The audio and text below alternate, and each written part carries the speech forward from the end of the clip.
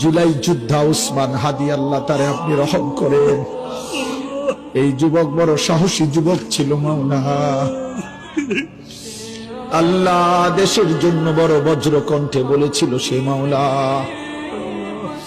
আল্লাহ আপনি তারে ফিরায়া দেন, আপনি তারে ফিরায়া দেন, আপনি তারে ফিরায়া দেন।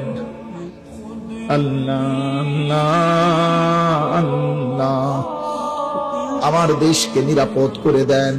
আল্লাহ আমার দেশের উপরে খায়ের ও বরকত নাজিল করেন।